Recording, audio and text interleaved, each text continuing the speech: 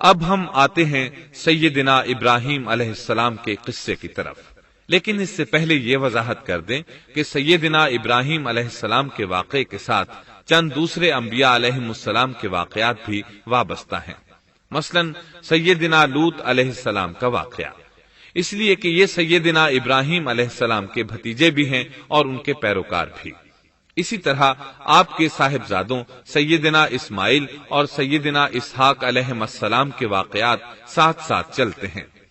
اس کی وجہ یہ ہے کہ سیدنا اسماعیل علیہ السلام کی ولادت کے وقت ابراہیم علیہ السلام کی عمر 87 سال تھی، اور سیدنا اسحاق علیہ السلام کی پیدائش کے وقت سیدنا ابراہیم علیہ السلام کی عمر 100 سال تھی، جبکہ سیدنا ابراہیم علیہ السلام کی کل عمر 175 سال ہوئی، اس لیے ان کے واقعات ساتھ ساتھ چلتے ہیں۔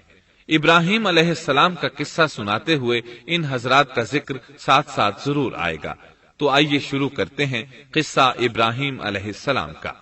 صالح علیہ السلام کے بعد اللہ تعالیٰ نے سیدنا ابراہیم علیہ السلام کو مبعوث فرمایا۔ ابراہیم علیہ السلام جد الانبیاء ہیں، عظیم المرتبت اور اولو العزم پیغمبر ہیں۔ آپ کے والد کا نام طارق تھا، جبکہ اس کا لقب آزر تھا۔ آزر مدد کرنے والے کو کہتے ہیں۔ یہ شخص اپنے قبیلے کے افراد کی مدد کیا کرتا تھا، غمخواری کرتا تھا، اس لیے اس کا لقب آزر مشہور ہو گیا تھا۔ قرآن مجید میں ابراہیم علیہ السلام کا قصہ 73 مقامات پر ذکر ہوا ہے۔ یہ 73 مقامات 25 سورتوں میں ہیں، اور یہ بات ابراہیم علیہ السلام کے بلند مرتبت ہونے پر دلالت کرتی ہے۔ ابراہیم علیہ السلام بھی سام بن نوح علیہ السلام کی نسل سے ہیں۔ آپ کی پیدائش عراق کے مشہور شہر بابل میں ہوئی۔ یہ عراق کے شمال میں واقع تھا اور آج بھی موجود ہے۔ بہت بڑا شہر ہے، اس وقت بھی بڑی آبادی پر مشتمل تھا۔ یہاں بت پرستی عام ہو چکی تھی۔ اللہ تعالی سورۃ العنکبوت آیت 25 میں فرماتے ہیں، وَقَالَ إِنَّمَا اتَّخَذْتُم مِّن دُونِ اللَّهِ أَوْثَانًا مَّوَدَّةَ بَيْنِكُمْ فِي الْحَيَاةِ الدُّنْيَا۔ ابراہیم نے کہا کہ تم نے جن بتوں کی پرستش اللہ کے سوا کی ہے، انہیں تم نے اپنی آپس کی دنیاوی دوستی کے بنا پر معبود ٹھہرا لیا ہے۔ مطلب یہ کہ وہ لوگ اللہ کی عبادت بتوں کو اللہ کا شریک ٹھہرا کر کرتے تھے۔ ابراہیم علیہ السلام نے اپنے باپ سے اور اپنی قوم سے کہا کہ یہ مورتیاں جن کے تم مجاور بنے بیٹھے ہو کیا ہیں؟ انہوں نے جواب دیا، ہم نے اپنے باپ دادوں کو انہی کی عبادت کرتے پایا ہے۔ اللہ تعالیٰ ان کے بارے میں فرماتے ہیں، اے نبی، انہیں ابراہیم علیہ السلام کا قصہ سنا دو، جبکہ انہوں نے اپنے باپ اور اپنی قوم سے فرمایا، تم کس کی عبادت کرتے ہو؟ کہنے لگے، بتوں کی، ہم تو برابر ان کے مجاور بنے بیٹھے ہیں۔ ابراہیم علیہ السلام نے فرمایا، جب تم انہیں پکارتے ہو تو کیا وہ سنتے بھی ہیں یا تمہیں نفع اور نقصان پہنچا سکتے ہیں؟ انہوں نے کہا، یہ ہم کچھ نہیں جانتے، ہم نے تو اپنے باپ دادوں کو اسی طرح کرتے پایا ہے۔ مطلب یہ کہ یہ بت پرستی انہیں ورثے میں ملی تھی۔ وہ جن معبودوں کی عبادت کرتے تھے، نہ وہ ان کی پکار کو سنتے تھے، نہ ہی ان کے نفع و نقصان پر قادر تھے۔ اسی لیے ابراہیم علیہ السلام انہیں جھنجھوڑ رہے تھے، لیکن اندھی تقلید اور بشری عقل کے بیکار ہو جانے نے انہیں یہ سب سوچنے سے عاری کر دیا تھا۔ اللہ تعالیٰ نے ابراہیم علیہ السلام کی خصوصی رہنمائی فرمائی تھی، جیسا کہ سورۃ الانبیاء آیت 51 میں ہے، وَلَقَدْ آتَيْنَا إِبْرَاهِيمَ رُشْدَهُ مِن قَبْلُ وَكُنَّا بِهِ عَالِمِينَ۔ اور ہم نے ابراہیم کو پہلے سے ہدایت عطا فرما دی تھی اور ہم اسے جانتے تھے۔ ابراہیم علیہ السلام نے کبھی ایک لمحے کے لیے بھی بتوں کی پوجا نہیں کی تھی۔ آپ نے اپنی قوم کو بتوں کی پوجا کرتے دیکھا تو انہیں ملامت کی، ایک اللہ کی طرف دعوت دی، اور اس دعوت کی ابتدا انہوں نے اپنے باپ سے کی۔ اللہ تعالیٰ سورہ مریم میں فرماتے ہیں، اے نبی، کتاب میں ابراہیم کا ذکر کر، بے شک وہ سچا نبی تھا۔ جب اس نے اپنے باپ سے کہا، اے میرے باپ، بے شک مجھے وہ علم عطا ہوا ہے جو تمہیں حاصل نہیں، اس لیے میری اطاعت کریں، میں آپ کو سیدھا راستہ دکھاؤں گا۔ اے میرے باپ، شیطان کی عبادت نہ کریں، بے شک شیطان اللہ کا نافرمان ہے۔ ان بتوں کی عبادت گویا شیطان کی عبادت ہے، اس لیے آپ نے ان معبودوں کو شیطان سے تعبیر کیا۔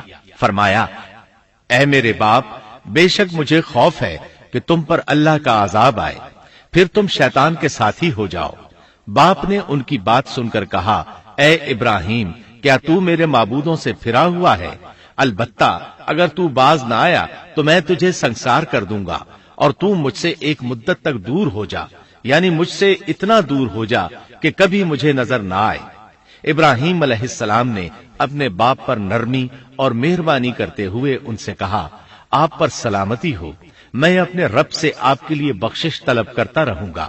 لیکن جب بعد میں ان پر واضح ہو گیا کہ وہ تو اللہ کا دشمن ہے تو ابراہیم علیہ السلام اس سے بے تعلق ہو گئے۔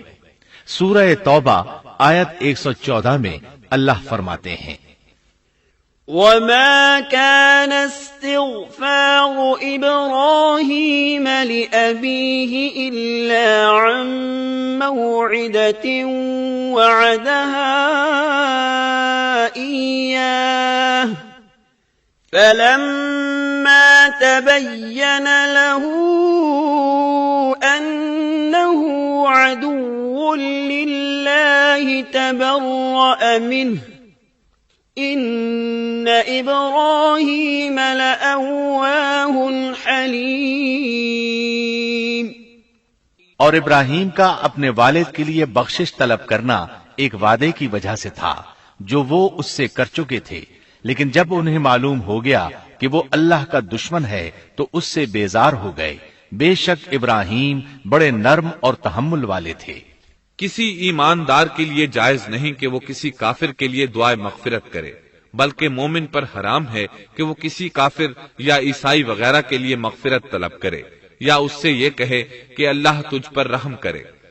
ابراہیم علیہ السلام کے والد نے انہیں دھمکی دی تھی کہ اگر تم اس دعوت سے باز نہ آئے تو میں تمہیں سنسار کر دوں گا۔ اس کے جواب میں ابراہیم علیہ السلام اپنے والد کے ساتھ انتہائی شفقت سے پیش آئے اور اس سے کہنے لگے، میں آپ کے لیے اپنے رب سے استغفار کرتا رہوں گا، اس لیے کہ آپ اپنے والد پر بے حد مہربان تھے۔ اسی لیے اللہ تعالیٰ بھی ابراہیم علیہ السلام پر بے حد مہربان تھے، اور آپ کا لقب خلیل الرحمن رکھ دیا گیا۔ خلت محبت کا وہ انتہائی درجہ ہے جس کے ساتھ دل محبت سے بھر جاتا ہے، یعنی وہ بہت سے لوگوں سے بڑھ کر اللہ تعالیٰ کو محبوب تھے۔ والد کے سخت جواب کے بعد ابراہیم علیہ السلام نے ان سے علیحدگی اختیار کر لی اور انہیں مخاطب کر کے فرمایا، میں تمہیں چھوڑتا ہوں اور جنہیں تم اللہ کے سوا پکارتے ہو ان کو بھی چھوڑتا ہوں، میں اپنے رب کو پکاروں گا، مجھے امید ہے میں اپنے رب کو پکار کر محروم نہیں رہوں گا۔ آپ اللہ کے پیارے اور پسندیدہ نبی تھے۔ جب آپ نے اپنی قوم کو توحید کی دعوت دی اس وقت آپ نوجوان تھے، آپ کی عمر 16 سال تھی۔ ساتھ میں آپ اس بات پر غور و فکر بھی کرتے کہ آخر یہ لوگ بتوں کی پوجا کیوں کرتے ہیں۔ آپ کا دل ان کے شرک پر بہت کوڑتا۔ آخر آپ نے مصمم ارادہ کر لیا کہ اس شر اور فساد کی جڑ کو کاٹ کر رہیں گے، یعنی ان بتوں کو توڑ کر رہیں گے۔ آپ اپنی قوم کو بتوں کو توڑ دینے کی دھمکی دیتے رہے۔ اس دھمکی کا ذکر اللہ تعالیٰ نے سورۃ الانبیاء آیت 57 میں کیا ہے، وَتَاللَّهِ لَأَكِيدَنَّ أَصْنَامَكُمْ بَعْدَ أَن تُوَلُّوا مُدْبِرِينَ۔ اور اللہ کی قسم میں تمہارے بتوں کا علاج کروں گا جب تم پیٹھ پھیر کر جا چکے ہوگے۔ یہ بات ابراہیم علیہ السلام نے پوشیدہ نہیں اعلانیہ کہی تھی۔ آخر انتظار کا وقت ختم ہوا، عید کا دن آ پہنچا۔ عید کے دن وہ لوگ صبح سویرے گھر سے نکلنے سے پہلے کھانا پکا کر اپنے معبودوں کے سامنے رکھتے تھے، پھر شہر سے باہر ایک میدان میں جمع ہوتے، وہاں کھیلتے کودتے خوشیاں مناتے، ناز سے چلتے پھرتے اور کھانا کھاتے، شام کو گھروں کی طرف آتے، صبح بتوں کے پاس جو کھانا رکھ گئے تھے اس کو اٹھاتے اور تبرک سمجھ کر کھا جاتے۔ اپنے معمول کے مطابق انہوں نے عید کی تیاری کر لی، لیکن ابراہیم علیہ السلام تیار نہ ہوئے، اس لیے کہ وہ تو ان کے ساتھ جانے کا ارادہ ہی نہیں رکھتے تھے۔ وہ لوگ جانے سے پہلے ابراہیم علیہ السلام کے پاس آئے اور کہنے لگے، کیا آپ ہمارے ساتھ نہیں جائیں گے؟ سیدنا ابراہیم علیہ السلام نے آسمان کی طرف نگاہ کی اور فرمایا، میں بیمار ہوں۔ یہ تمام واقعہ سورۃ الانبیاء آیات 51 تا 58 میں بیان ہوا ہے۔ یقیناً ہم نے ابراہیم کو پہلے سے ہدایت فرما دی تھی اور ہم اسے جانتے تھے، جبکہ اس نے اپنے باپ سے اور اپنی قوم سے کہا کہ یہ مورتیاں جن کے تم مجاور بنے بیٹھے ہو کیا ہیں؟ سب نے کہا، ہم نے اپنے باپ دادوں کو انہی کی عبادت کرتے پایا ہے۔ آپ نے فرمایا، پھر تو تم اور تمہارے باپ دادا سبھی یقیناً کھلی گمراہی میں مبتلا رہے۔ کہنے لگے، کیا آپ سچ مچ ہمارے پاس حق لائے ہیں یا یوں ہی مذاق کر رہے ہیں؟ آپ نے فرمایا، نہیں نہیں، در حقیقت تم سب کا پروردگار تو وہ ہے جو آسمان و زمین کا مالک ہے، جس نے انہیں پیدا کیا ہے۔ میں تو ایسی بات کا گواہ اور قائل ہوں، اور اللہ کی قسم میں تمہارے ان معبودوں کا علاج تمہاری غیر موجودگی میں کروں گا۔ پس اس نے ان سب کے ٹکڑے کر دیے، البتہ صرف بڑے بت کو چھوڑ دیا، یہ اس لیے کیا کہ وہ سب اس کی طرف لوٹے۔ ابراہیم علیہ السلام نے لوگوں کے ساتھ عیدگاہ جانے سے انکار کیا اور عذر پیش کیا کہ وہ بیمار ہیں۔ وہ لوگ آپ کو چھوڑ کر چلے گئے۔ بعد میں ابراہیم علیہ السلام ان بتوں کے پاس گئے، دیکھا کہ ان کے سامنے کھانا پڑا ہے۔ چونکہ سب لوگ کھانا لائے تھے اس لیے یہ کھانا بہت زیادہ تھا، لیکن ان جھوٹے معبودوں نے اسے کھانا تو درکنار اس کو چھوا تک نہ تھا۔ ابراہیم علیہ السلام نے انہیں مخاطب کر کے کہا، یہ اتنا کھانا تمہارے سامنے پڑا ہے، تم اس کو کھاتے کیوں نہیں؟ تمہیں کیا ہو گیا کہ بات تک نہیں کرتے؟ پھر پوری قوت سے دائیں ہاتھ سے کلہاڑا مار کر ان کے ٹکڑے ٹکڑے کر دیے، لیکن بڑے بت کو چھوڑ دیا تاکہ سب اسی کی طرف رجوع کریں۔ تمام چھوٹے بتوں کو توڑ کر کلہاڑا اس بڑے بت کے کندھے پر رکھ دیا۔ مشرکین میلے سے لوٹے تو دیکھا ان کے سارے معبود اوندھے منہ ٹوٹے پھوٹے پڑے ہیں، ان کے تمام معبودوں کو توڑ دیا گیا تھا۔ وہ حیران رہ گئے کہ یہ کیسے ہو گیا، کس نے کیا؟ کہنے لگے، یہ کام کس ظالم کا ہے؟ اس نے ہمارے معبودوں کی توہین کی ہے۔ اس وقت جن لوگوں نے ابراہیم علیہ السلام کا وہ کلام سنا تھا انہیں ان کا خیال آ گیا۔ کہنے لگے، وہ نوجوان جس کا نام ابراہیم ہے اسے ہم نے اپنے بتوں کی مذمت کرتے سنا ہے۔ اللہ کی قدرت کہ ابراہیم علیہ السلام کا جو مقصد تھا وہ خود بخود پورا ہو رہا تھا۔ قوم کے لوگ مشورہ کر رہے تھے کہ سب کو جمع کرو اور اسے بلاؤ، پھر اسے سزا دو۔ چنانچہ تمام اہل باطل چھوٹے بڑے جمع ہو گئے، کارروائی شروع ہو گئی۔ کہنے لگے، اے ابراہیم، ہمارے معبودوں کے ساتھ یہ لغو حرکت تو نے کی ہے۔ ابراہیم علیہ السلام نے جواب دیا، یہ کام تو اس بڑے بت کا ہے، مجھ سے کیوں پوچھتے ہو؟ تم اپنے معبودوں سے کیوں نہیں پوچھ لیتے کہ ان کے ٹکڑے کس نے اڑائے ہیں؟ ابراہیم علیہ السلام کا جواب سن کر وہ سب سوچ میں پڑ گئے۔ پھر کہنے لگے، ہم نے بڑی غلطی کی، اپنے معبودوں کے پاس کسی کو حفاظت کے لیے نہیں چھوڑا۔ اس قدر واضح بات محسوس کر کے بھی وہ ظالم ایمان نہ لائے، بلکہ شیطان نے ان کے دلوں میں وسوسہ ڈالا اور انہوں نے غور و فکر کر کے کہا، اے ابراہیم، کیا تمہیں علم نہیں، یہ تو بے زبان ہیں، یہ بول نہیں سکتے۔ اب ابراہیم علیہ السلام نے فرمایا، تب پھر تم اللہ کے سوا اس چیز کی عبادت کرتے ہو جو تمہیں کچھ بھی نفع نہ دے سکے اور نہ نقصان پہنچا سکے۔ تعجب ہے تم پر اور ان پر بھی جنہیں تم اللہ کے سوا پکارتے ہو، کیا تم میں بالکل عقل نہیں؟ اس طرح ابراہیم علیہ السلام نے ان پر حقیقت خوب اچھی طرح واضح کر دی۔ ان سے فرمایا، تم ان کی پوجا کرتے ہو جن کو تم خود تراشتے ہو، یعنی ان کا حال تو یہ ہے کہ تم نے ان کو خود اپنے ہاتھوں سے تراشا اور ان کی عبادت کرنے لگے، جبکہ تمہیں اور تمہاری بنائی ہوئی چیزوں کو اللہ ہی نے پیدا کیا ہے۔ ابراہیم علیہ السلام نے ایک کلہاڑے کی مدد سے ان سب بتوں کو تہس نہس کر دیا تھا۔ یہ اس بات کی واضح ترین نشانی تھی کہ یہ بالکل بے بس ہیں، لیکن اس واضح نشانی کے باوجود وہ اپنے کفر ہی پر ڈٹے رہے اور لگے ابراہیم علیہ السلام کو دھمکیاں دینے۔ قالوا ابنوا له بنيانا فألقوه في الجحيم، کہنے لگے اس کے لیے ایک آتش کدہ بناؤ اور اسے اس دہکتی آگ میں ڈال دو۔ پھر ان لوگوں نے ایک چٹیل میدان کا انتخاب کیا جہاں مٹی نام کی کوئی چیز نہیں تھی۔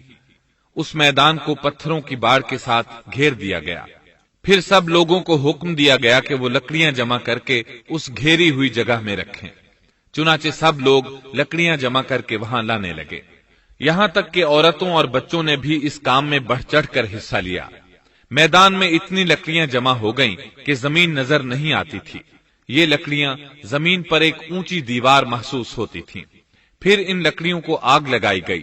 جب آگ کے شعلے آسمان سے باتیں کرنے لگے تو انہوں نے ابراہیم علیہ السلام کو آگ میں ڈالنے کے لیے ایک جھولا تیار کیا۔ اس میں سیدنا ابراہیم علیہ السلام کو رکھا گیا۔ اس وقت آپ نے یہ دعا پڑھی، حسبنا اللہ ونعم الوکیل، ہمیں اللہ کافی ہے اور وہی بہترین کارساز ہے۔ یہ کلمہ ہر محتاج اور مصیبت زدہ کو پڑھنا چاہیے۔ بخاری میں ہے، رسول اللہ صلی اللہ علیہ وسلم نے فرمایا، حسبنا اللہ و نعم الوکیل ابراہیم علیہ السلام نے اس وقت فرمایا تھا جب انہیں آگ میں پھینکا جانے لگا تھا۔ مطلب یہ کہ ہم اللہ ہی پر بھروسہ کرتے ہیں، اس کے سوا ہمارا کسی پر بھروسہ نہیں۔ بعض روایات میں یہ بھی ہے کہ جب ابراہیم علیہ السلام کو آگ میں ڈالا جانے لگا تو جبریل علیہ السلام آئے اور کہا، اے ابراہیم، کوئی حاجت ہے تو میں حاضر ہوں۔ ابراہیم علیہ السلام نے فرمایا، اگر تم اپنی مرضی سے آئے ہو تو مجھے تمہاری کوئی ضرورت نہیں۔ ایک دوسری روایت میں ہے کہ بارش کے فرشتے نے حاضر ہو کر کہا تھا، اے ابراہیم، مجھے حکم دیجئے میں بارش برسا کر اس آگ کو بجھا دوں۔ لیکن ایسی تمام روایات ضعیف ہیں۔ یوں بھی اللہ کا حکم ان سے پہلے کام کرنے والا تھا۔ اللہ تعالی سورہ انبیاء آیت 69 اور 70 میں فرماتے ہیں، قلنا يا نار كوني بردا وسلاما على إبراهيم وأرادوا به كيدا فجعلناهم الأخسرين۔ ہم نے کہا، اے آگ ابراہیم پر ٹھنڈی ہو جا اور سلامتی والی ہو جا۔ گو انہوں نے ابراہیم کا برا چاہا لیکن ہم نے انہیں ہی نقصان پانے والا کر دیا۔ چنانچہ جب ابراہیم علیہ السلام کو آگ میں ڈالا گیا تو وہ ٹھنڈی ہو گئی۔ ابن عباس رضی اللہ عنہما فرماتے ہیں، اگر اللہ تعالیٰ آگ سے یہ نہ فرماتے کہ سلامتی والی ٹھنڈی ہو جا تو وہ اس قدر سرد ہو جاتی کہ اس کی ٹھنڈک سے تکلیف محسوس ہوتی۔ گویا آگ بھی اللہ کے حکم کے بغیر نہیں جلا سکتی، چھری اللہ کے حکم کے بغیر نہیں کاٹ سکتی، اس لیے کہ یہ بھی اللہ کی مخلوق ہیں اور ان کی قدرت بھی اللہ کے پاس ہے۔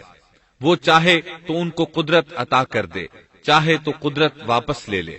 آگ کو ٹھنڈا ہونے کا حکم ہوا، وہ ٹھنڈی ہو گئی۔ اس نے نہ ابراہیم علیہ السلام کے کپڑے جلائے، نہ جسم کے کسی حصے کو کوئی نقصان پہنچایا، صرف وہ رسیاں جلائیں جن سے آپ کو باندھا گیا تھا۔ سبحان اللہ۔ لوگ آگ کے گرد اس انتظار میں کھڑے تھے کہ جو ہی انہیں آگ میں پھینکا جائے گا وہ جل کر راکھ ہو جائیں گے، لیکن وہ یہ دیکھ کر حیران رہ گئے کہ ابراہیم علیہ السلام بڑے ناز سے آگ کے درمیان بیٹھے ہیں۔ بعض روایات میں ہے کہ ابراہیم علیہ السلام فرمایا کرتے تھے، مجھے ان دنوں جو راحت اور سکون حاصل تھا ویسا آگ سے نکلنے کے بعد نہیں ہوا۔ لوگ اس معجزے کو دیکھ کر حیرت زدہ تھے۔ پھر ابراہیم علیہ السلام آگ سے نکلے۔ اتنا بڑا معجزہ دیکھنے کے باوجود لوط علیہ السلام کے سوا کوئی شخص پورے بابل شہر سے ان پر ایمان نہ لایا۔ اللہ تعالیٰ فرماتے ہیں، فآمن له لوط، پس ابراہیم پر لوط ایمان لائے۔ مطلب یہ کہ پوری بستی سے لوط علیہ السلام تھے جو آپ پر ایمان لائے تھے، باقی تمام لوگ کفر ہی پر ڈٹے رہے۔ ابراہیم علیہ السلام ان کا رویہ دیکھ کر نا امید ہو گئے کہ اس سے بڑھ کر یہ کون سا معجزہ دیکھنا چاہتے ہیں۔ ان کے بتوں کو توڑ دیا گیا، اپنی آنکھوں سے اللہ کی نشانی ان لوگوں نے دیکھی، پھر بھی یہ ایمان نہیں لائے، چنانچہ آپ نے وہاں سے ہجرت کا ارادہ فرما لیا۔ اس وقت بابل پر نمرود نامی بادشاہ کی حکومت تھی۔ کہا جاتا ہے کہ زمین کے بیشتر حصے پر اسی کی حکمرانی تھی۔ جب اس کے پاس یہ خبریں پہنچیں کہ ابراہیم علیہ السلام کو آگ میں ڈالا گیا لیکن آگ نے انہیں نہیں جلایا، تو اس نے ابراہیم علیہ السلام کو اپنے دربار میں پیش کرنے کا حکم دیا۔ ابراہیم علیہ السلام کو وہاں لایا گیا۔ نمرود نے ان سے ان کے رب کے بارے میں سوال کیا۔ اللہ تعالیٰ سورۃ البقرہ آیت 258 میں فرماتے ہیں، أَلَمْ تَرَ إِلَى الَّذِي حَاجَّ إِبْرَاهِيمَ فِي رَبِّهِ أَنْ آتَاهُ اللَّهُ الْمُلْكَ کیا تو نے اس شخص کو نہیں دیکھا جس نے ابراہیم سے اس کے رب کے متعلق جھگڑا کیا اس لیے کہ اللہ نے اسے سلطنت دی تھی۔ ایک روایت میں ہے کہ 4 بادشاہوں نے زمین کے بیشتر حصے پر حکمرانی کی ہے، ان میں سے ایک نمرود ہے۔ نمرود اپنے وقت کا حاکم و بادشاہ تھا۔ ابراہیم علیہ السلام سے جب اس کی اللہ تعالی کے بارے میں بات چیت ہوئی تو ابراہیم علیہ السلام نے کہا، میرا رب وہ ہے جو زندہ کرتا ہے اور مارتا ہے۔ جواب میں اس نے کہا، میں بھی زندہ کرتا ہوں اور مارتا ہوں۔ چنانچہ اس نے حکم دیا کہ جیل سے 2 آدمیوں کو لے آؤ۔ جیل سے 2 ایسے آدمیوں کو لایا گیا جن کے لیے سزائے موت کا فیصلہ ہو چکا تھا۔ اس نے ان میں سے ایک کے قتل کا حکم دیا، دوسرے کو معاف کر دیا۔ اس سے اس نے یہ ثابت کرنا چاہا کہ وہ بھی زندہ کر سکتا ہے اور موت دے سکتا ہے، اور کہنے لگا، دیکھ لو میرے حکم سے لوگ مرتے ہیں اور میرے حکم سے انہیں زندگی ملتی ہے۔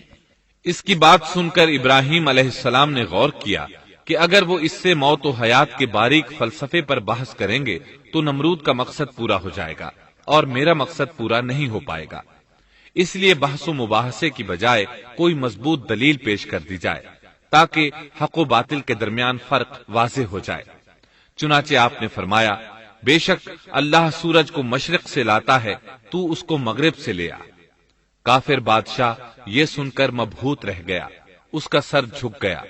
اللہ تعالیٰ فرماتے ہیں، تب وہ کافر حیران رہ گیا اور اللہ نا انصافوں کو سیدھی راہ نہیں دکھاتا۔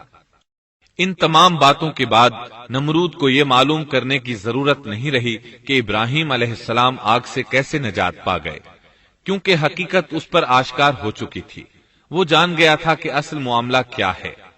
چنانچہ اس نے ابراہیم علیہ السلام سے کہا، آپ اس ملک سے نکل جائیے، ہم آپ کو یہاں نہیں رہنے دیں گے۔ ابراہیم علیہ السلام نے عراق کو خیر بات کہا اور شام کی طرف ہجرت کر گئے۔ یہاں آ کر وہ حران نامی بستی میں مقیم ہوئے۔ اسی جگہ آپ نے اپنے چچا ہاران کی بیٹی سیدہ سارہ علیہ السلام سے شادی کی۔ اللہ تعالیٰ اس ہجرت کے بارے میں فرماتے ہیں، وَنَجَّيْنَاهُ وَلُوطًا إِلَى الْأَرْضِ الَّتِي بَارَكْنَا فِيهَا لِلْعَالَمِينَ، اور ہم اسے یعنی ابراہیم اور لوط کو بچا کر اس زمین کی طرف لے آئے جس میں ہم نے جہان کے لیے برکت رکھی تھی۔ جب آپ حران کے مقام پر پہنچے تو وہیں ٹھہر گئے، وہیں رہنے لگے۔ یہاں آ کر آپ کا شمار بنو حران میں ہونے لگا۔ آپ لوگوں کو اسی شہر میں رہنے کی دعوت دیتے۔ اس شہر کے لوگ بتوں کی پوجا نہیں کرتے تھے بلکہ ستاروں کو پوجتے تھے۔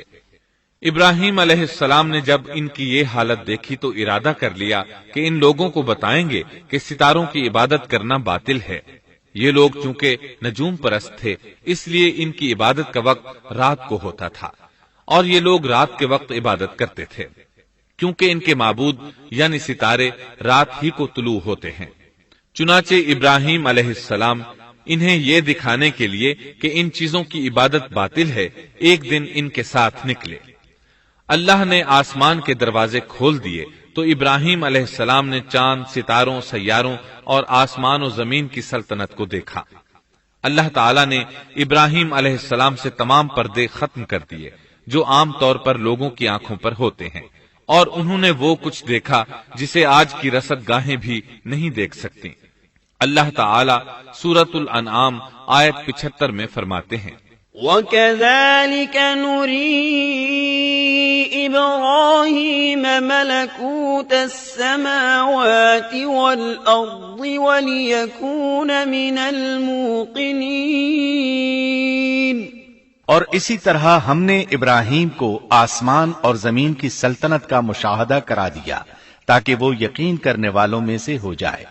بعض مفسرین نے لکھا ہے کہ یہ سب کچھ اللہ تعالیٰ نے ابراہیم علیہ السلام کو اس لیے دکھایا تھا کہ وہ ستاروں کی پرستش کرتے تھے، پھر اللہ تعالیٰ نے اپنی عبادت کی طرف ان کی رہنمائی فرمائی۔ جن مفسرین نے یہ بات لکھی وہ غلطی پر ہیں، کیونکہ ایک جلیل القدر رسول کے متعلق ایسا گمان کرنا کبیرہ گناہ ہے۔ آسمان اور زمین کی سلطنت اور دیگر معجزات دکھانے کے بعد اللہ تعالیٰ فرماتے ہیں، آسمان اور زمین کی پیدائش یقیناً انسان کی پیدائش سے بہت بڑا کام ہے۔ اللہ تعالیٰ ایک دوسرے مقام پر فرماتے ہیں، آسمان اور زمین میں بہت سی نشانیاں ہیں جن سے یہ منہ موڑ کر گزر جاتے ہیں۔ ابراہیم علیہ السلام حران شہر کے ستارہ پرستوں کو لے کر ایک رات نکلے۔ اچانک ایک ستارہ طلوع ہوا، اس کی چمک دمک بہت تھی، شکل صورت کے لحاظ سے بھی بہت خوبصورت تھا۔ اس وقت ابراہیم علیہ السلام نے بطور مذاق کہا، یہ میرا رب ہے۔ لیکن جب وہ ستارہ کچھ دیر بعد چھپ گیا تو کہنے لگے، یہ تو غروب ہو گیا، یہ رب کیسے ہو سکتا ہے؟ جو چھپ جائے وہ رب نہیں ہو سکتا، پس میں تو غروب ہونے والوں کو پسند نہیں کرتا۔ اگلے روز وہ پھر ان لوگوں کو ساتھ لے کر نکلے تو چاند کو دیکھا۔ یہ شکل صورت میں ستاروں سے کہیں زیادہ خوبصورت تھا، روشن تھا، لیکن یہ بھی غروب ہو گیا۔ تو ابراہیم کہنے لگے، اگر مجھے میرے رب نے ہدایت نہ کی تو میں گمراہ لوگوں میں شامل ہو جاؤں گا۔ اے اللہ، تو کہاں ہے؟ اپنی طرف میری رہنمائی کر۔ ان باتوں سے ابراہیم علیہ السلام ان لوگوں کو غور و فکر کی دعوت دے رہے تھے تاکہ وہ غور کریں، آخر رب چھپ کیسے سکتا ہے؟ اگر چاند رب ہے اور دن کے وقت کسی کو اپنے معبود کی حاجت ہوگی تو وہ کیا کرے گا؟ لہذا چاند کسی صورت رب نہیں ہو سکتا۔ پھر جب دن چڑھا اور سورج طلوع ہوا تو کہنے لگے، یہ میرا رب ہے، یہ تو سب سے بڑا ہے۔ پھر لوگوں کو مخاطب کر کے کہنے لگے، تم رات کو چھوٹے چھوٹے ستاروں کی پوجا کرتے ہو، کیوں نہ تم اتنے بڑے ایک ہی رب کی پوجا کر لو۔ لیکن جب وہ بھی غروب ہو گیا تو کہنے لگے، یقیناً میں تمہارے شرک سے بیزار ہوں، یہ معبود کیسے ہو سکتے ہیں؟ ان میں تو تبدیلی آتی رہتی ہے، کبھی طلوع ہوتے ہیں کبھی غروب ہوتے ہیں۔ یہ اس بات کی دلیل ہے کہ یہ مخلوق ہیں اور ان کا خالق کوئی اور ہے جس کے حکم کے یہ تابع ہیں۔ جب یہ خود مخلوق ہیں اور کسی اور کے تابع ہیں تو کسی کو نفع نقصان پہنچانے پر کس طرح قادر ہو سکتے ہیں؟ پھر اپنی قوم کو مخاطب کر کے کہنے لگے، میں اپنا رخ اس کی طرف کرتا ہوں جس نے آسمانوں کو یکسو ہو کر پیدا کیا، اور میں شرک کرنے والوں میں سے نہیں ہوں۔ اب بھی وہ اپنی بات پر اڑے رہے۔ تب آپ نے فرمایا، تم مجھ سے اللہ کے بارے میں جھگڑ رہے ہو، مجھے تو اللہ راہ دکھا چکا ہے اور اس نے مجھے دلیل عطا فرمائی ہے۔ میں یقیناً جانتا ہوں کہ تمہارے تمام معبود بے بس اور بے طاقت ہیں۔ جاؤ، تم سے اور تمہارے ان معبودوں سے جو ہو سکے کر لو، میرے رب کی مرضی کے بغیر کچھ بھی نہیں ہو سکتا۔ میرے رب نے ہر چیز کے علم کو اپنے گھیرے میں لے رکھا ہے، کیا پھر بھی تم نصیحت حاصل نہیں کرو گے؟ اور میں تمہارے معبودوں سے خوف کیوں کھاؤں؟ تم اللہ سے نہیں ڈرتے؟ ان کو اللہ کا شریک ٹھہرا رہے ہو۔ اللہ نے اس کی کوئی دلیل نازل نہیں کی۔ اگر تم میں صحیح علم ہے تو تم ہی بتلا دو کہ ہم دونوں جماعتوں میں سے امن کا زیادہ حقدار کون ہے؟ امن انہی کے لیے ہے جو ایمان لانے کے بعد دین کو شرک سے خلط ملط نہیں کرتے۔ حقیقت میں ہدایت یافتہ وہی لوگ ہیں۔ یہی ہمارے وہ دلائل تھے جو ہم نے ابراہیم علیہ السلام کو ان کی قوم کے مقابلے میں عطا کیے تھے، اور ہم جسے چاہیں مرتبے میں بڑھا دیں۔ بے شک تیرا رب بڑی حکمت والا ہے۔ ان لوگوں نے پھر بھی کفر ہی کیا، کوئی بھی ایمان نہ لایا۔ چنانچہ ابراہیم علیہ السلام نے ایک بار پھر ہجرت کی اور مصر جا پہنچے۔ مصر کے بادشاہ کو خبر ملی کہ ایک شخص ہجرت کر کے آیا ہے اور اس کے ساتھ ایک عورت ہے، وہ بہت زیادہ حسین و جمیل ہے۔ چنانچہ اس ظالم نے اپنے کارندوں کو بھیجا کہ اس عورت کو میرے پاس لے آؤ، ساتھ ہی اس سے پوچھنا کہ تمہارے ساتھ جو آدمی ہے وہ کون ہے، اگر وہ اس کا خاوند ہو تو اسے قتل کر دینا۔ ادھر بادشاہ نے اپنے کارندوں کو حکم دیا، ادھر اللہ نے ابراہیم علیہ السلام کی طرف وحی بھیج دی۔ انہوں نے سارا علیہ السلام سے کہا، اگر وہ تجھ سے میرے بارے میں پوچھیں تو بتا دینا تم میری بہن ہو۔ پھر سارا سے بولے، اے سارا، روئے زمین پر میرے اور تیرے سوا کوئی مومن نہیں، یعنی یہ کافروں کی سرزمین ہے، یہاں کوئی مومن نہیں، اس لحاظ سے تم میری دینی بہن ہو۔ پھر بادشاہ نے ابراہیم علیہ السلام کو پیش کرنے کا حکم دیا۔ اس نے آپ سے پوچھا، یہ عورت کون ہے؟ آپ نے فرمایا، یہ میری بہن ہے۔ اس طرح ابراہیم علیہ السلام کی زندگی میں 3 موقع ایسے آئے کہ انہوں نے اللہ کے دین کی حمایت اور مدافعت کے لیے توریہ کیا۔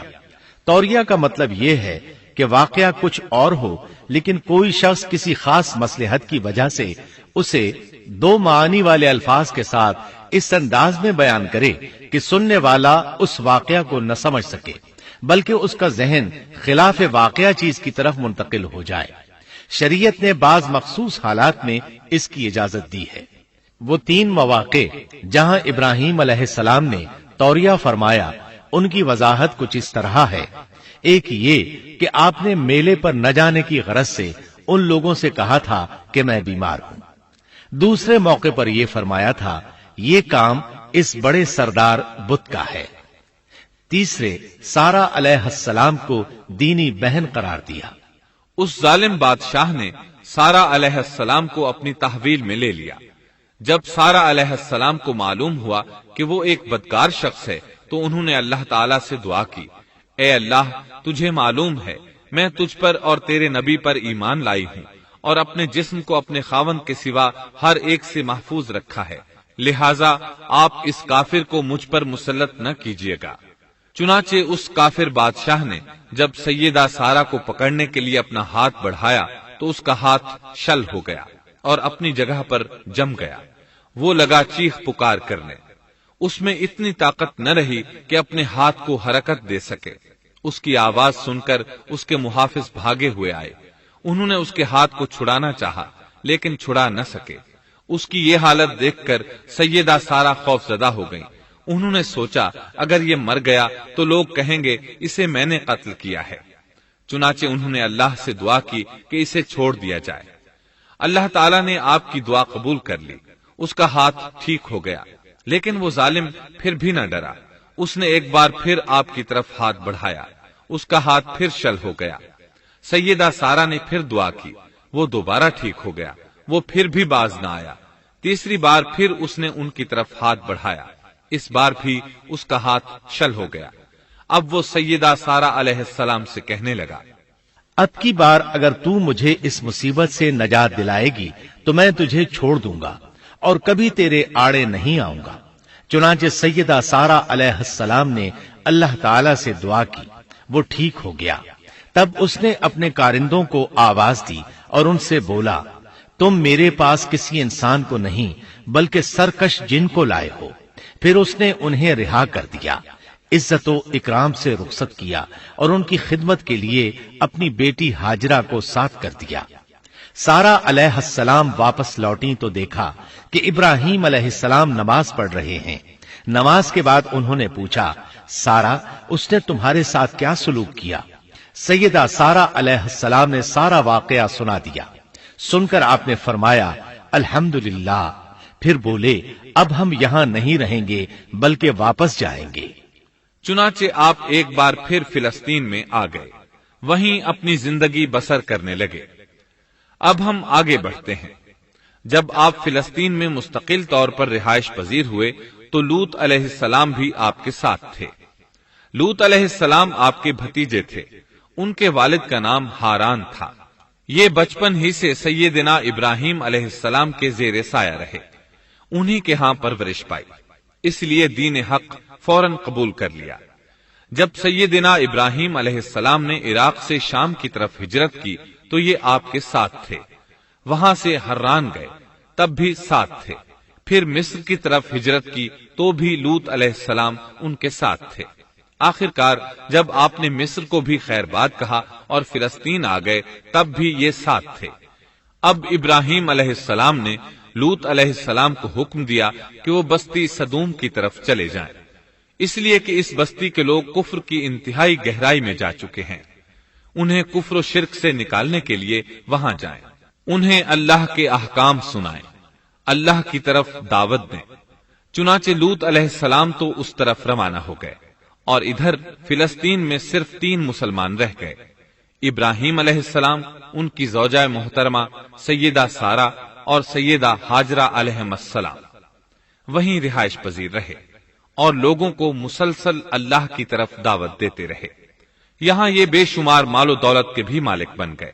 جب ان کی عمر 85 یا 86 سال ہوئی تو سارہ علیہ السلام نے سوچا، میں بانجھ ہوں، میرے خاوند بوڑھے ہیں، لیکن اولاد کی تمنا ہے، تو کیوں نہ میں اپنی لونڈی ہاجرہ ہدیے اور تحفے کے طور پر ابراہیم علیہ السلام کو دے دوں۔ چنانچہ ہاجرہ ابراہیم علیہ السلام کو مل گئیں، انہوں نے ان سے شادی کر لی۔ اللہ رب العزت نے جلد ہی ان کے بطن سے آپ کو اسماعیل علیہ السلام عطا فرمائے۔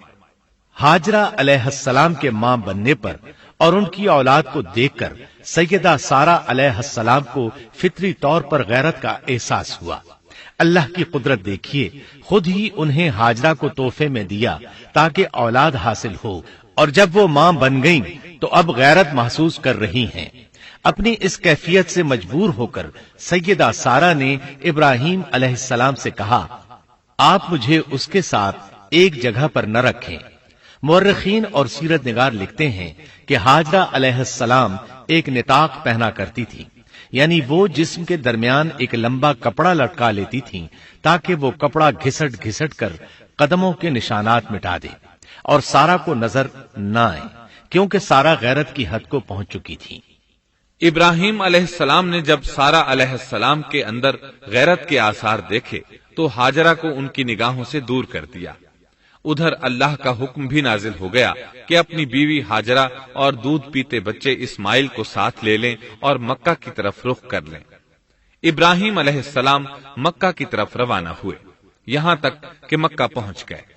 یہ جگہ اس وقت بالکل ویران اور بے آباد تھی، نہ کوئی انسان تھا، نہ پانی، نہ نباتات کے آثار تھے، غرض کوئی چیز نظر نہیں آتی تھی، بس پہاڑوں کے درمیان ایک بے آب و گیاہ میدان تھا۔ یہی وہ مقدس اور تاریخی وادی تھی جہاں ابراہیم علیہ السلام اپنی زوجہ اور لخت جگر کو چھوڑ کر واپس پلٹے۔ سیدہ ہاجرہ علیہ السلام کو بہت حیرت ہوئی، انہیں یہ امید نہیں تھی کہ ان کے خاوند انہیں ایک بے آباد جگہ تنہا چھوڑ کر چل دیں گے، اس پر بچے کی ذمہ داری الگ تھی۔ چنانچہ انہوں نے ابراہیم علیہ السلام کو آواز دی، لیکن انہوں نے مڑ کر بھی نہ دیکھا۔ اب وہ ان کے پیچھے آئیں اور قریب پہنچ کر بولی، اے ابراہیم، ہمیں کہاں چھوڑے جا رہے ہو؟ یہاں نہ پانی، نہ خوراک، نہ کوئی انسان۔ ابراہیم علیہ السلام نے پھر بھی کوئی جواب نہ دیا، کوئی پریشانی بھی ظاہر نہ کی اور چلتے رہے۔ سیدہ ہاجرہ بھی آپ کے پیچھے چلتی رہیں اور پوچھتی رہیں کہ ہمیں کس کے حوالے کر کے جا رہے ہیں؟ یہاں تو کوئی بھی جاندار نہیں، مکمل طور پر بے آباد علاقہ ہے، لیکن انہوں نے اب بھی کوئی توجہ نہ دی۔ آخر سیدہ ہاجرہ نے کہا، کیا آپ کو اللہ نے اس کام کا حکم دیا ہے؟ اب آپ نے جواب میں فرمایا، ہاں۔ تب سیدہ ہاجرہ بولی، اگر یہ بات ہے تو اللہ تعالی ہرگز ہمیں ضائع نہیں ہونے دے گا۔ جب انسان اللہ کے احکام کو بجا لائے تو اس کے دل سے فقر و فاقے کا خوف نکل جاتا ہے اور اللہ اسے طرح طرح کے انعامات سے نوازتا ہے۔ انسان جب تک اللہ کے احکام کو بجا لاتا رہے گا تب تک اللہ کی نصرت اور اس کی تائید شامل حال رہے گی۔ چنانچہ جو ہی ہاجرہ علیہ السلام کو پتا چلا کہ انہیں تنہا چھوڑ جانا اللہ کے حکم کی بنا پر ہے تو فوراً یقین بھرے لہجے میں بولی، تب اللہ ہمیں ضائع نہیں کرے گا۔ یہ کہہ کر وہ اپنے شیر خوار بچے کی طرف پلٹ گئیں۔ خوراک اور پانی چند دن میں ختم ہو گئے، پانی کا ایک قطرہ پاس نہ رہا۔ اب پانی کی تلاش شروع کی، لیکن اپنے لیے تو درکنار ماں کو بیٹے کے لیے بھی پانی نہ ملا نہ خوراک۔ اب بچہ لگا بھوک سے بلکنے، خوراک نہ ملنے کی وجہ سے ماں کا دودھ بھی خشک ہو گیا تھا۔ عورت کتنی بھی باحوصلہ ہو اپنے بچے کو بھوک سے بلکتے نہیں دیکھ سکتی۔ اب انہوں نے بچے کو وہیں چھوڑا اور تیزی سے قریبی پہاڑی صفا کی طرف لپکی، اوپر چڑھ کر ادھر ادھر نظر دوڑائی کہ شاید کسی طرف پانی یا خوراک نظر آ جائے یا کسی انسان کی جھلک نظر آ جائے۔ جب کچھ نظر نہ آیا تو نشیب کی طرف چلی، ساتھ میں بچے کی طرف بھی دیکھتی جاتی تھی۔ نشیب میں پہنچی تو بچہ نظروں سے اوجھل ہو گیا۔ اس پر اور بے چین ہوئی اور بلندی کی طرف دوڑی۔ اس طرح مروا پہاڑی پر چڑھ گئی، وہاں بھی چاروں طرف نگاہ دوڑائی لیکن کچھ نظر نہ آیا۔ خیال آیا کہ پھر کوشش کرنی چاہیے۔ اس خیال سے مروا پہاڑی سے اتری اور صفا کی طرف چل دی۔ درمیان میں نشیب کی وجہ سے بچہ نظر نہ آیا تو دوڑنے لگی۔ اس طرح پھر صفا پر چڑھ گئی۔ اللہ اکبر! ایک تو عورت ذات کمزور، پھر بھوک پیاس سے نڈھال، اس پر کس قدر سعی اور کوشش میں مصروف، وہ بھی اپنے بچے کے لیے۔ بہرحال بار بار کوشش کے خیال سے انہوں نے صفا اور مروہ پہاڑیوں کے درمیان 7 چکر لگائے۔ یہی وجہ ہے مسلمان عازمین حج صفا و مروہ کے درمیان سعی کرتے ہیں تاکہ اس واقعے کی یاد تازہ ہو جائے۔ جب وہ آخری مرتبہ مروہ پر پہنچی تو انہوں نے ایک آواز سنی۔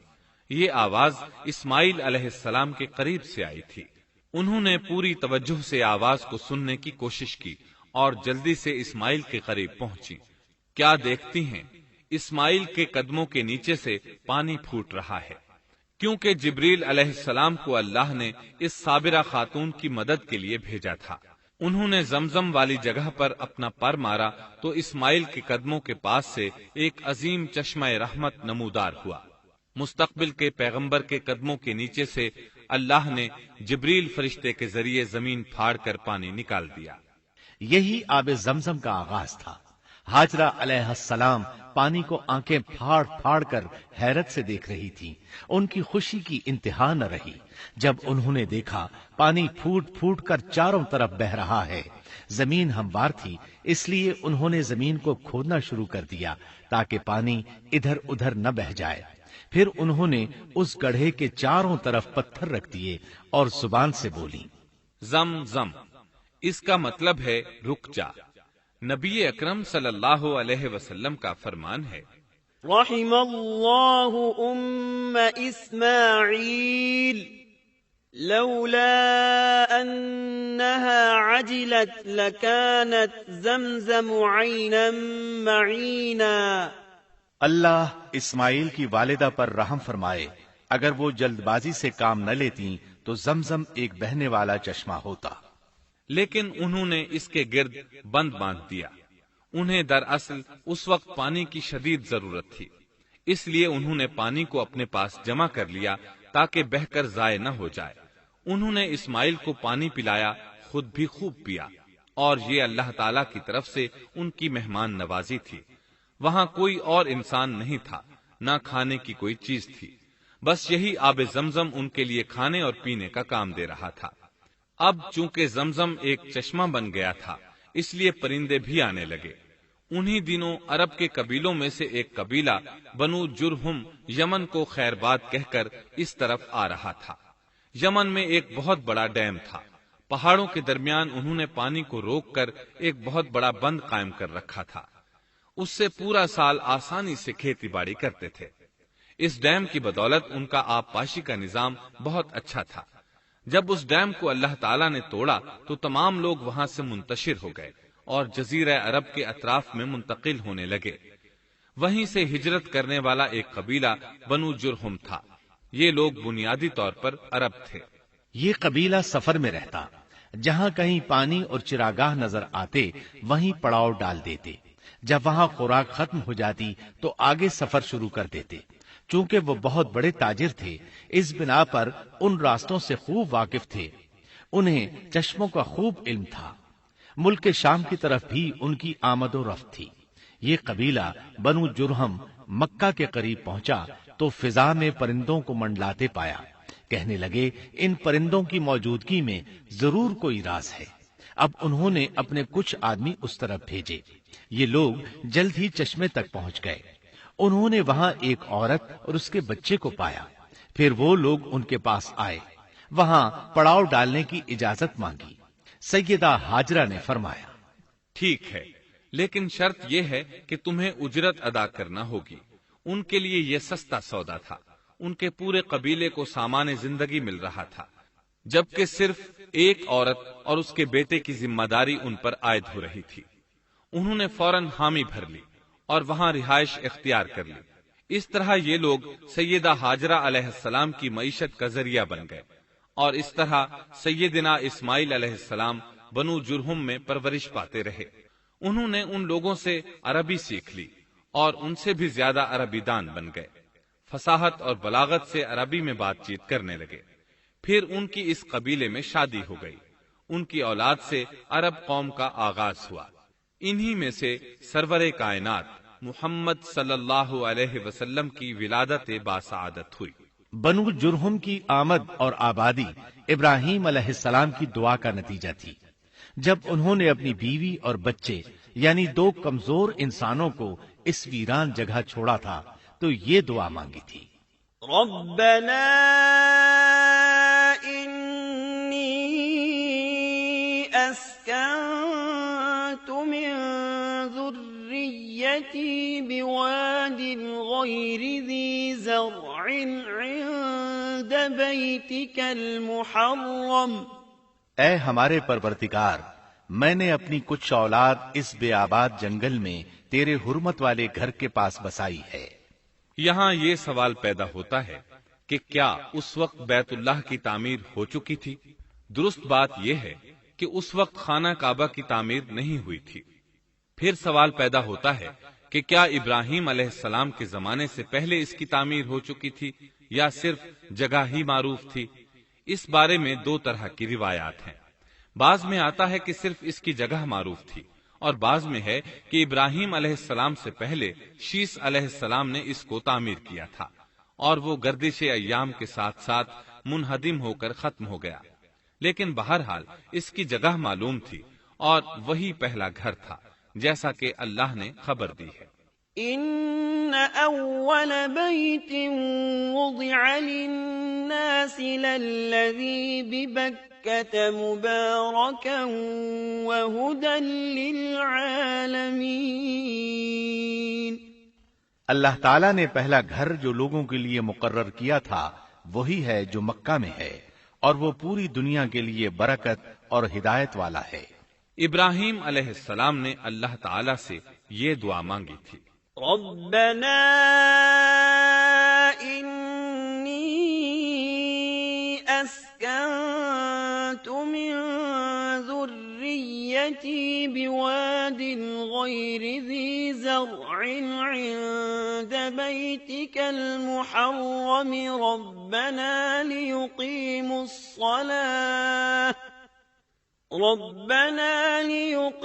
الصلاة فاجعل أفئدة من الناس تهوي إليهم وارزقهم من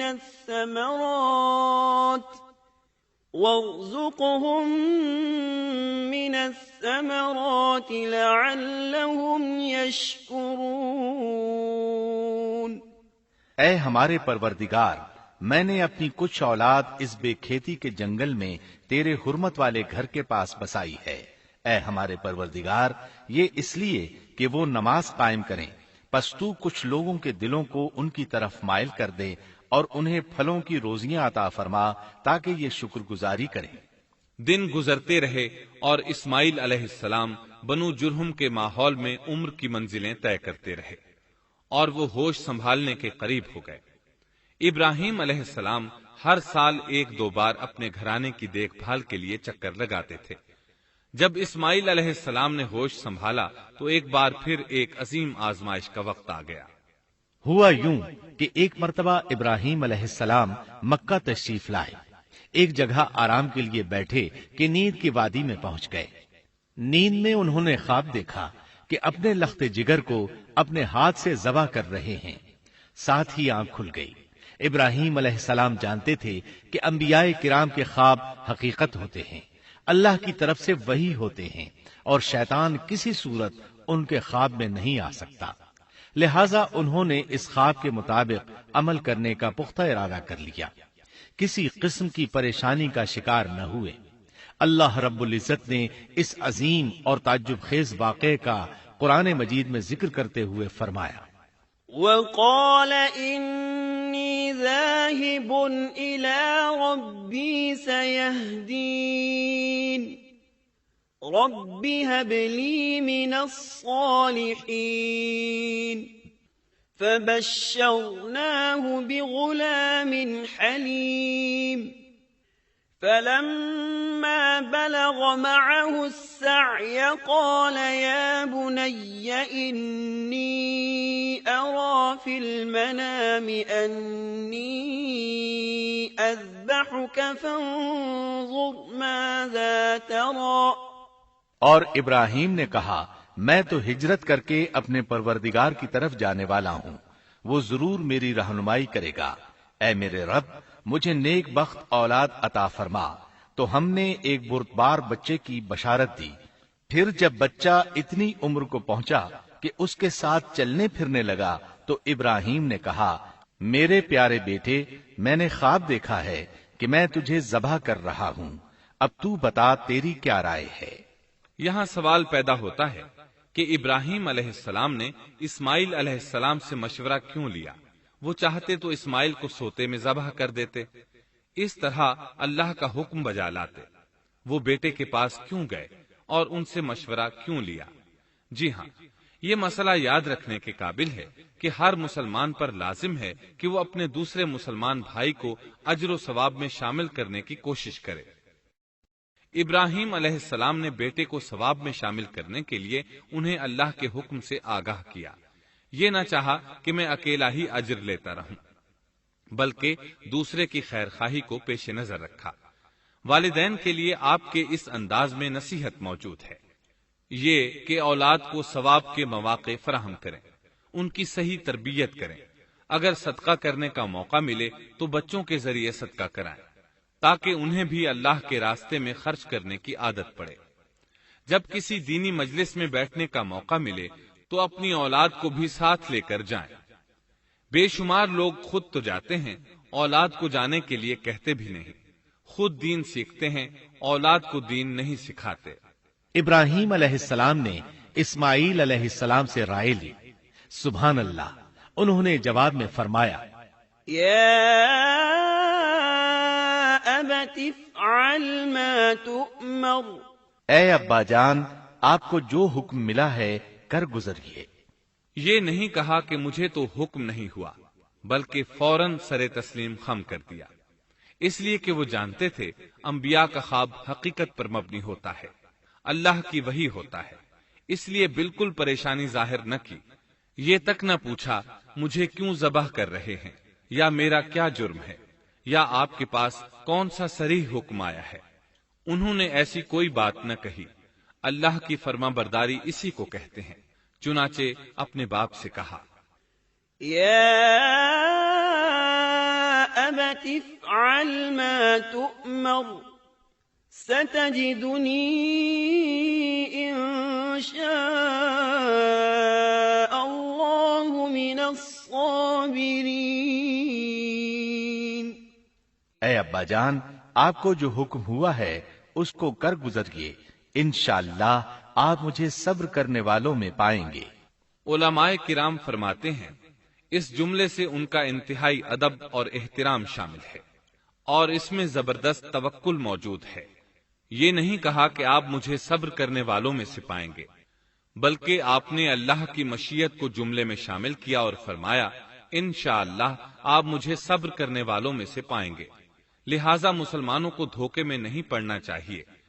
یہ نہ کہے میں سفر کروں گا، میں فلاں کام کروں گا، میں فلاں کام کے کرنے کی طاقت رکھتا ہوں، بلکہ یوں کہے اللہ نے چاہا تو میں سفر کروں گا، اللہ نے چاہا تو فلاں کام کروں گا۔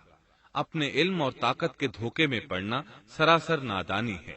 ہر چیز کا تعلق اللہ سے قائم کرے، جیسا کہ اللہ تعالیٰ فرماتے ہیں، ولا تقولن لشيء إني فاعل ذلك غدا إلا أن يشاء الله اور ہرگز ہرگز کسی کام پر یوں نہ کہنا کہ میں اسے کل کروں گا، مگر ساتھ ہی انشاءاللہ کہہ لینا۔ اپنی زبان کو اللہ کے ذکر سے سجا کر رکھو اور ہمیشہ اپنے معاملات کو اللہ کی طرف لوٹاؤ۔ بہرحال باپ بیٹا دونوں ہی مصمم ارادے کے ساتھ اللہ کا حکم پورا کرنے کے لیے پیش ہو گئے۔ اسماعیل علیہ السلام نے اپنے والد محترم سیدنا ابراہیم علیہ السلام سے کہا، جب آپ مجھے ذبح کرنے لگیں تو میری پیشانی کو زمین پر رکھ دیجیے گا تاکہ آپ کو میرا چہرہ نظر نہ آئے اور کہیں آپ کے ہاتھ رک نہ جائیں، چہرہ دیکھ کر آپ پر شفقت پدری غالب نہ آ جائے۔ اب ابراہیم علیہ السلام نے بیٹے کی پیشانی پکڑ کر زمین پر لٹا دیا، جیسا کہ اللہ تعالی نے فرمایا۔ فلما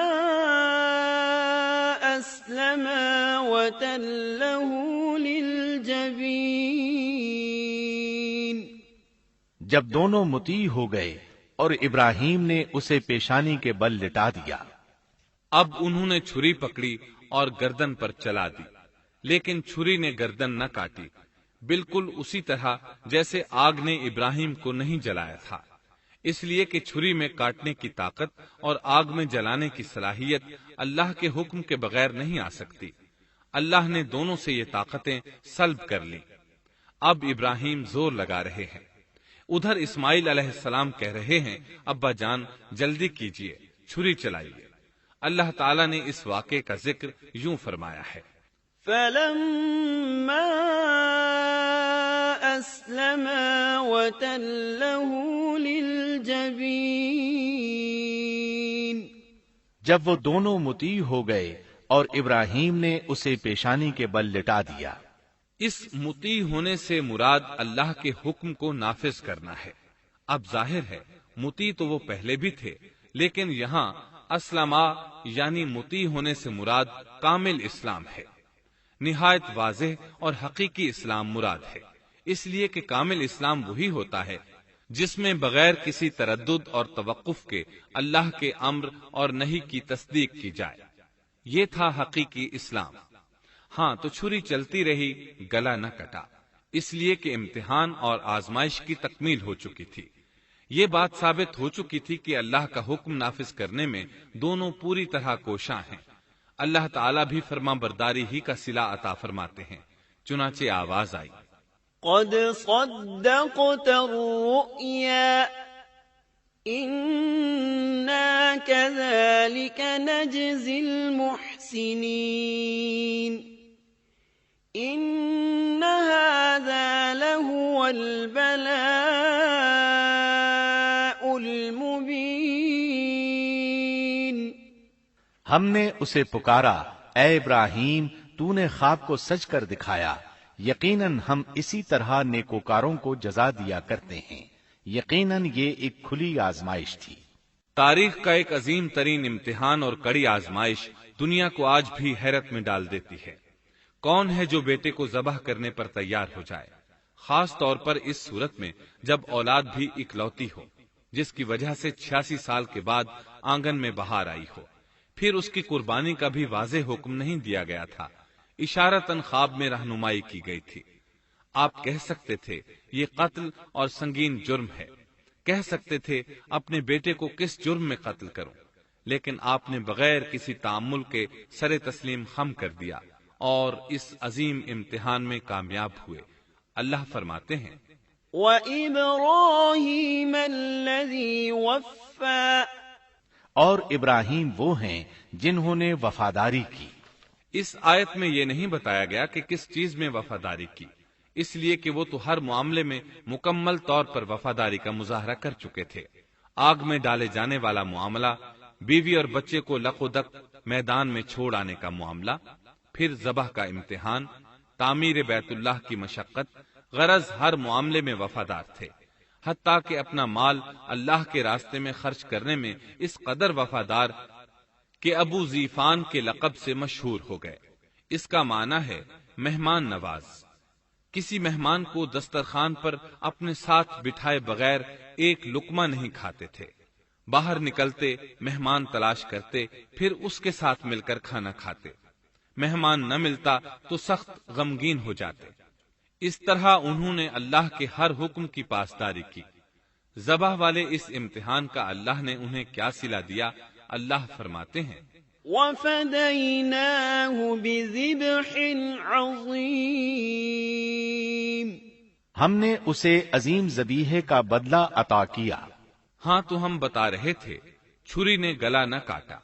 ایسے میں ابراہیم علیہ السلام نے ایک آواز سنی۔ آواز پیچھے سے آئی تھی۔ انہوں نے مڑ کر دیکھا، جبریل علیہ السلام نظر آئے۔ وہ آسمان سے ایک مینڈھا لے کر آئے تھے۔ دنیا کے مینڈھوں میں سے نہیں بلکہ جنت کا مینڈھا لائے تھے۔ سیدنا عبداللہ بن عباس رضی اللہ عنہما سے روایت ہے کہ وہ مینڈھا جنت میں 40 سال تک چرتا رہا۔ سفید رنگ، کشادہ آنکھوں، خوبصورت سینگوں والا حسین و جمیل مینڈھا تھا۔ بہرحال یہ ابراہیم علیہ السلام کی وفاداری کا بدلہ تھا جو اسماعیل علیہ السلام کے فدیے میں دیا گیا، اور پوری امت مسلمہ کے لیے حکم ہو گیا کہ اللہ کی رضا کے لیے قربانی اور ہدی پیش کرتے رہیں۔ کعبے کے پاس حرم الہی میں ہر سال یہ سنت ادا کی جاتی ہے، اور ان کے ساتھ ساتھ پوری زمین کے تمام خطوں پر بسنے والے مسلمان بھی اس عظیم فرمانبرداری کی علامت کے طور پر قربانیاں پیش کرتے ہیں۔ مینڈھے کے ذکر کا مطلب یہ ہے کہ ہم سنت ابراہیمی پر گامزن ہو جائیں۔ یہ مینڈھا ہمیں اللہ کے لیے قربانی کا سبق دیتا ہے۔ ہمیں چاہیے سنت ابراہیمی کی اقتدا کرتے ہوئے ہم اپنی جانوں، اپنی اولاد اور اپنے مالوں کو اللہ کی راہ میں قربان کرنے کے لیے تیار ہو جائیں۔ اللہ تعالیٰ فرماتے ہیں وَفَدَيْنَاهُ بِذِبْحٍ عَظِيمٍ وَتَرَكْنَا عَلَيْهِ فِي الْآخِرِينَ سَلَامٌ عَلَى إِبْرَاهِيمَ كَذَلِكَ نَجْزِي الْمُحْسِنِينَ إِنَّهُ مِنْ عِبَادِنَا الْمُؤْمِنِينَ۔ اور ہم نے اسے عظیم ذبیحہ عطا کیا، اور ہم نے اس کا پچھلوں میں ذکر خیر چھوڑا۔ سلامتی ہو ابراہیم پر۔ اسی طرح ہی ہم نیکوکاروں کو جزا دیتے ہیں، یقیناً وہ ہمارے مخلص بندوں میں سے تھا۔ اور اسی طرح اللہ فرماتے ہیں وَبَشَّرْنَاهُ بِإِسْحَاقَ نَبِيًّا مِّنَ الصَّالِحِينَ۔ اور ہم نے اسے نیکوکار نبی اسحاق کی ولادت کی خوشخبری سنائی۔ یہ خوشخبری فلسطین کی طرف واپس لوٹنے کے بعد سنائی گئی۔ ایک اکلوتے بیٹے کی قربانی کے لیے تیار ہو جانے کے صلے میں اور سارہ علیہ السلام کی عظمت اور تکریم کے مد نظر اللہ تعالی نے اسحاق کی خوشخبری سنا دی۔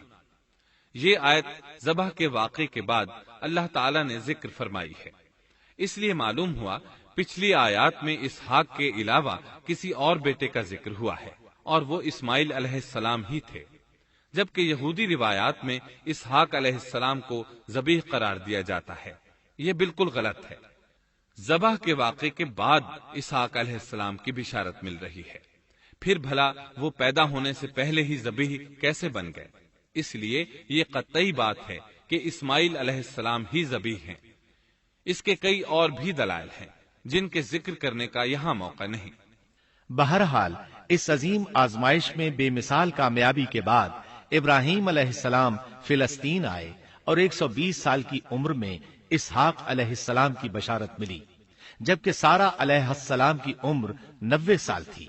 ان پر بڑھاپا طاری ہو چکا تھا۔ ایسے میں 3 فرشتے آئے۔ وہ تو قوم لوط کی تباہی کے لیے آئے تھے۔ راستے میں اللہ کے حکم سے ابراہیم علیہ السلام اور ان کی اہلیہ سارہ کو خوشخبری سنائی، اور اس غرض کے لیے وہ انسانی شکل میں آئے تھے۔ ابراہیم علیہ السلام تو پہلے ہی بہت مہمان نواز تھے۔ انہیں دیکھ کر بہت خوش ہوئے کہ مہمان آ گئے۔ فرشتوں نے انہیں سلام کیا۔ ابراہیم علیہ السلام نے سلام کا جواب دیا۔ وہ حیرت زدہ تھے کہ یہ لوگ ان کی بستی کے رہنے والے تو ہیں نہیں، لیکن ان پر سفر کے نشانات بھی نہیں ہیں، جیسا کہ دور سے چل کر آنے والوں میں ہوتے ہیں، نہ ان کے پاس سواریاں ہیں۔ قرآن مجید میں آتا ہے، قالوا سلاما قال سلام قوم منكرون۔ فرشتوں نے سلام کیا تو ابراہیم نے بھی سلام کیا اور دل میں خیال کیا یہ اجنبی لوگ ہیں۔ پھر وہ اپنی مہمان نوازی کی عادت کے مطابق انہیں اندر لے آئے، ان کے لیے کھانے کا انتظام کیا۔ اللہ تعالیٰ فرماتے ہیں، وَلَقَدْ جَاءَتْ رُسُلُنَا إِبْرَاهِيمَ بِالْبُشْرَى قَالُوا سَلَامًا قَالَ سَلَامٌ فَمَا لَبِثَ أَن جَاءَ بِعِجْلٍ حَنِيذٍ۔ ہمارے بھیجے ہوئے فرشتے ابراہیم کے پاس خوشخبری لے کر آئے تو انہوں نے سلام کیا۔ ابراہیم نے سلام کا جواب دیا اور فوراً بھنا ہوا بچڑا لے آئے، اور بچڑا بھی موٹا تھا۔ ان کے سامنے کھانا پیش کیا، لیکن وہ بھلا کب کھانے کی طرف ہاتھ بڑھانے والے تھے۔ یہ دیکھ کر ابراہیم علیہ السلام نے خوف محسوس کیا کہ کہیں یہ دشمن نہ ہو۔ اس وقت فرشتوں نے کہا، قالوا لا تخف إنا أرسلنا إلى قوم لوط۔ ابراہیم نہ ڈر، ہم تو قوم لوط کی طرف بھیجے گئے ہیں۔ جب انہوں نے یہ باتیں کی تو سارہ علیہ السلام پاس کھڑی تھیں، وہ ہنسنے لگی۔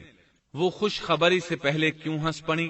علماء اس بارے میں کہتے ہیں کہ جب انہوں نے سنا یہ فرشتے لوط علیہ السلام کی بستی کو تباہ کرنے جا رہے ہیں تو ان کے خاتمے کی خبر سن کر وہ ہنستی۔ اس کے بعد فرشتوں نے یہ خوشخبری سنائی، فبشرناها بإسحاق ومن وراء إسحاق يعقوب۔ ہم نے اسے اسحاق کی پیدائش کی خوشخبری دی اور اسحاق کے بعد یعقوب پوتے کی بھی خوشخبری دی۔ بہت جلد ہی ہم اسحاق سے تیری ویران گود کو آباد کریں گے، اور تو اپنی زندگی میں اس کے بیٹے یعقوب کو بھی دیکھ لے گی۔ اب 3 بشارتیں جمع ہو گئیں، بیٹا پیدا ہوگا، لمبی عمر ملے گی یعنی بیٹا جوان ہوگا، اور پھر وہ اپنے پوتے کو بھی دیکھے گی۔ اس سے بڑھ کر کیا عزت اور تکریم ہو سکتی ہے؟ اس لیے جب نبی کریم صلی اللہ علیہ وسلم سے پوچھا گیا کریم یعنی عزت والا کون ہے، تو آپ نے فرمایا کریم بن کریم بن کریم بن کریم، یعنی یوسف بن یعقوب بن اسحاق بن ابراہیم علیہ السلام۔ مطلب یہ کہ نبی بن نبی بن نبی بن نبی۔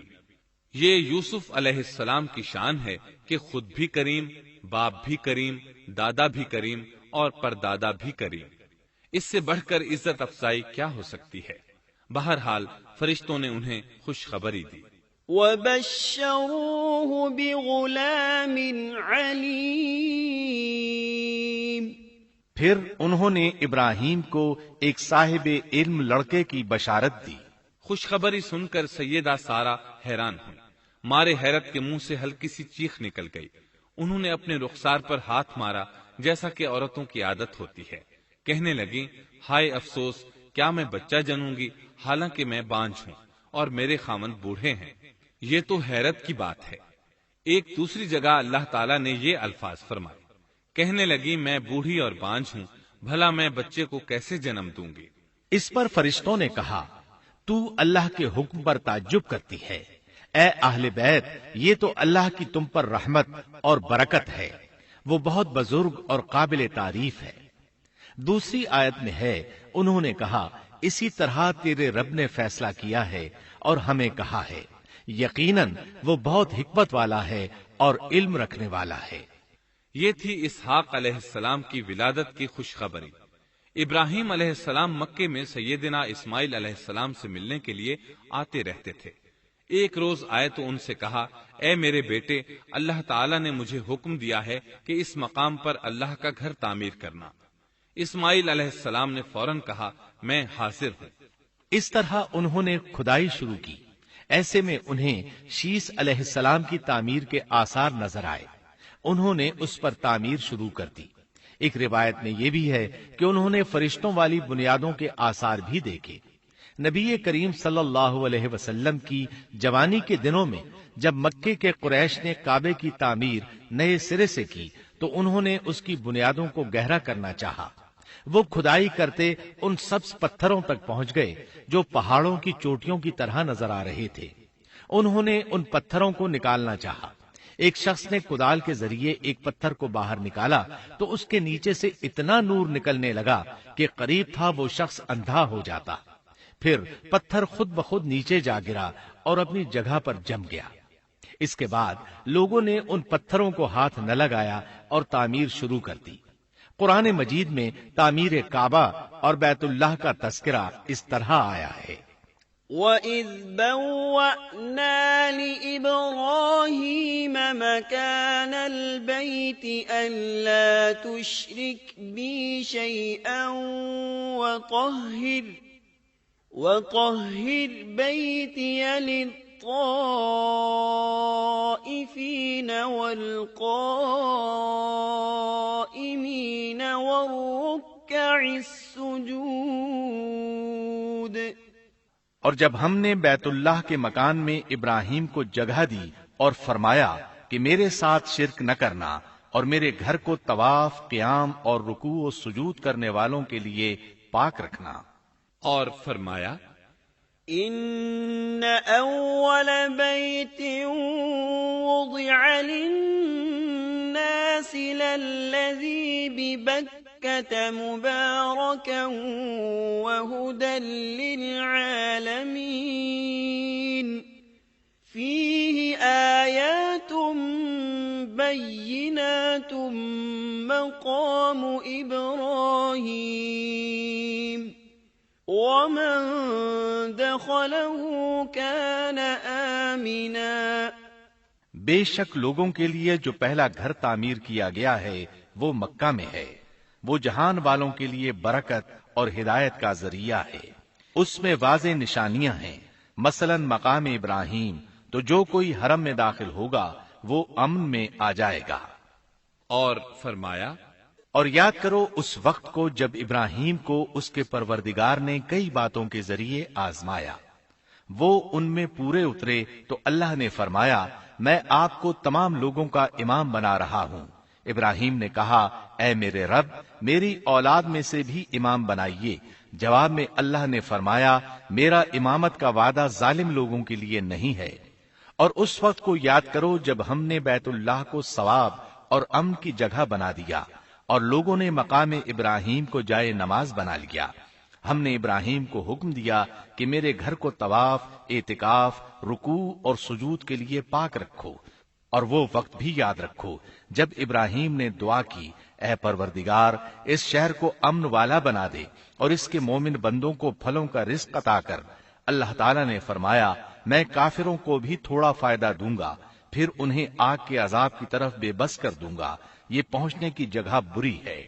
اور وہ وقت یاد کرو جب ابراہیم اور اسماعیل بیت اللہ کی بنیادوں کو بلند کر رہے تھے اور دعا مانگ رہے تھے اے ہمارے رب ہماری محنت کو قبول فرما، تو دعا کو سننے والا جاننے والا ہے، اور ہمیں اپنا فرما بردار بنا، ہماری اولاد میں سے بھی ایک فرما بردار گروہ بنا، اور ہمیں عبادت کا طریقہ سکھا اور ہم پر رجوع فرما، کیونکہ تو ہی توبہ قبول کرنے اور رحم فرمانے والا ہے۔ اے ہمارے رب ان لوگوں میں انہی میں سے ایک رسول بھیج جو ان پر تیری آیات کی تلاوت کرے اور انہیں کتاب و حکمت سکھائے، انہیں پاک کرے، یقیناً تو غالب حکمت والا ہے۔ تعمیر کے دوران جب ابراہیم علیہ السلام اس مقام تک پہنچے جہاں آج حجر اسود ہے تو اللہ تعالیٰ نے جنت سے ایک سفید پتھر بھیجا۔ حدیث میں ہے یہ پتھر نہایت سفید تھا، اب سیاہ ہو گیا ہے۔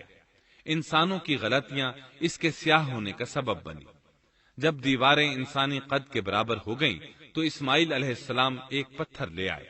اب ابراہیم علیہ السلام اس پتھر پر کھڑے ہوئے، وہ ننگے پاؤں تھے۔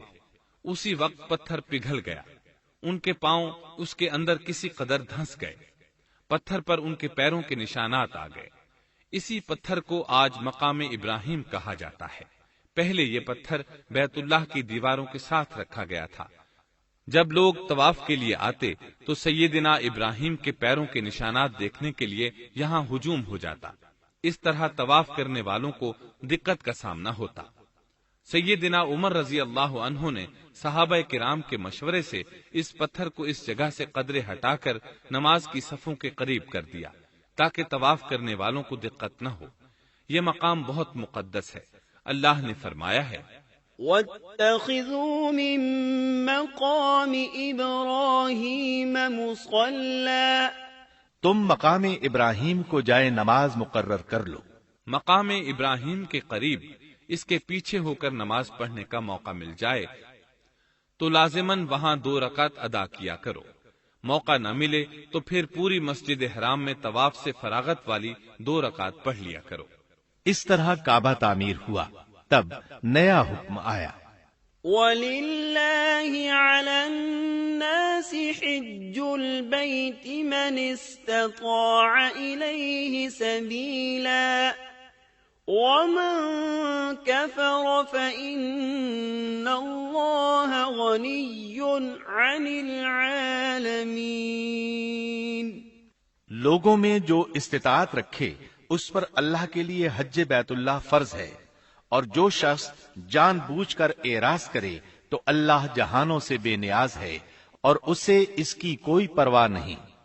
ادھر ابراہیم علیہ السلام کو اللہ تعالی کی طرف سے اشارہ ہوا، وَأَذِّن فِي النَّاسِ بِالْحَجِّ، لوگوں میں حج کا اعلان کر دیں۔ ابراہیم علیہ السلام کہنے لگے، اللہ میری آواز بھلا کس کس تک پہنچے گی؟ جواب آیا، آپ کے ذمے آواز لگانا ہے، پہنچانا ہمارا کام ہے۔ چنانچہ آپ عرفات کے ایک پہاڑ پر چڑھے اور آواز لگائی، لوگو بیت الحرام کا حج کرو۔ اللہ تعالیٰ نے معجزانہ طور پر یہ آواز تمام انسانوں تک پہنچا دی، خواہ وہ پیدا ہوئے تھے یا نہیں۔ دوسرا معجزہ یہ ہوا کہ اللہ نے بیت اللہ اور اس کے حج کی محبت لوگوں کے دلوں میں ڈال دی۔ اللہ نے فرمایا، وَأَذِّن فِي النَّاسِ بِالْحَجِّ يَأْتُوكَ رِجَالًا وَعَلَى كُلِّ ضَامِرٍ يَأْتِينَ مِن كُلِّ فَجٍّ عَمِيقٍ، اور آپ لوگوں میں حج کا اعلان کر دیں، وہ آپ کی طرف پیدل بھی آئیں گے اور دبلے پتلے اونٹوں پر بھی دور دور سے آئیں گے۔ اس طرح لوگ پیدل اور سوار ہو کر کثرت سے حج کے لیے آنے لگے اور یہ ویران علاقہ آباد ہونے لگا۔ یہ تھے حالات اور واقعات ابراہیم علیہ السلام کے۔ آپ نے 175 سال کی عمر میں وفات پائی۔ آپ سے پہلے سیدہ ہاجرہ علیہ السلام نے وفات پائی اور ان کی وفات سے کچھ ہی عرصہ بعد سیدہ سارہ علیہ السلام 127 سال کی عمر میں فوت ہو گئیں۔ ان دونوں کی وفات کے بعد آپ غمگین رہنے لگے۔ آخر اتنی مدت تک ساتھ رہا تھا۔ آپ خلیل الرحمن تھے۔ آپ پر صحیفے بھی نازل ہوئے۔ آپ اللہ کے بے حد شکر گزار تھے۔